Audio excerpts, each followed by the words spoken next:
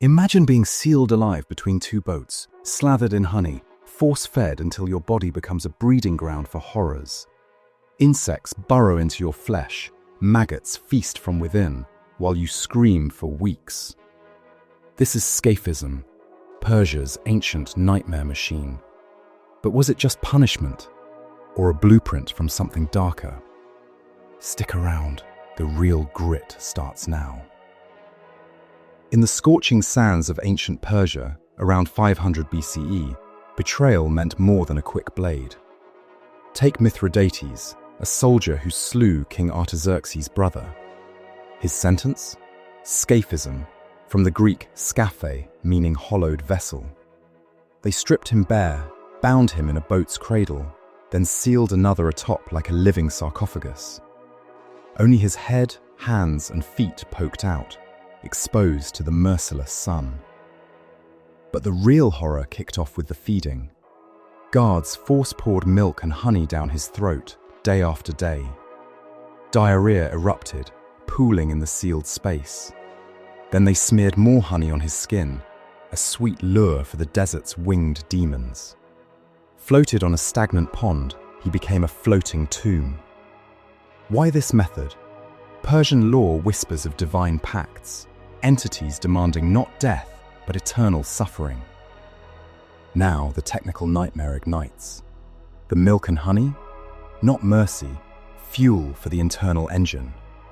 Overfed, his bowels revolt, flooding the boat with filth. Heat traps it, turning the space into a humid incubator.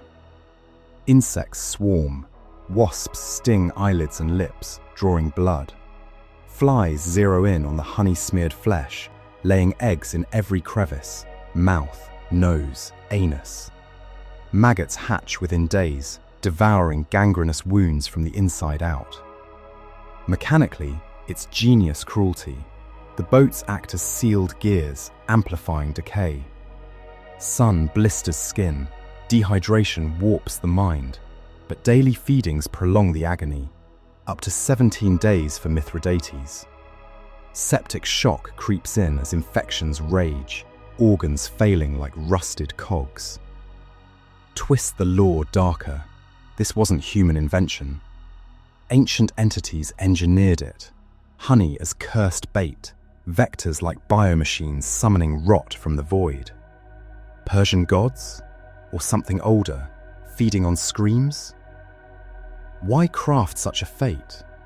Plutarch's accounts hint at psychological dominance, breaking souls before bodies. But the mystery lingers. Were these entities real, their blueprints etched in forgotten grimoires? Scaphism vanished with empires, yet echoes persist, in modern parasites mirroring the feast, or rituals whispered in shadows. Mithridates' final days? His face devoured, body a husk, dumped in the sun. Is the curse dormant, or waiting? To understand the true horror of Scaphism, we have to look at the mechanical necrosis. This wasn't just a slow death, it was a biological takeover. When the Persians force-fed Mithridates the mixture of milk and honey, they weren't just feeding him, they were priming his internal chemistry for a total collapse. Under the relentless sun, the high sugar content in the honey causes a massive surge in internal fermentation. As the body's cooling systems fail, the victim becomes a literal incubation chamber. We're talking about a forensic reality where the boundaries between the host and the parasites vanish. The boats aren't just a prison, they are a cocoon of rot, designed to keep the organs functioning just long enough for the infestation to reach the bone. This is the ultimate weaponization of biology, turning a man's own survival instincts against him until the flesh itself becomes the enemy. But in the twisted mythology of the old world, Scaphism may have served a darker purpose. Ancient lore suggests that the Persians didn't just see this as punishment, they saw it as a harmonic offering. In the margins of forgotten texts, there are whispers that the constant, low-frequency drones of the insects and the rhythmic moans of the victim were tuned to a specific grief frequency. Did the Magi believe this prolonged agony fed something beneath the sand? Some old ones that demanded a soul be stretched to the breaking point before it was allowed to leave the physical plane? In the Riddles and Rounds universe, we call this the extraction protocol. By keeping the body in a state of perpetual near death, the executioners were essentially holding a door open between our world and the void. Mithridates wasn't just a traitor, he was a human anchor for a ritual that lasted 17 days. The empires that perfected Scaphism crumbled into dust, but the mechanical credibility of their cruelty remains. We see its echoes today in the dark corners of sci-fi and forensic horror. The idea that the human shell is merely a processor for pain.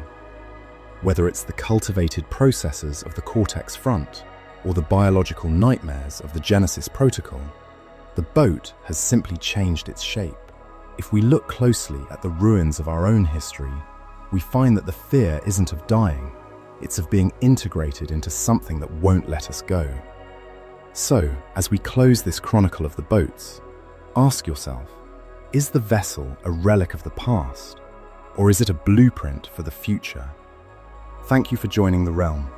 If you're hungry for more deep dives into the shadows, explore our 9 original titles at the bookstore and keep an eye out for our next drop in 2 days. Stay twisted.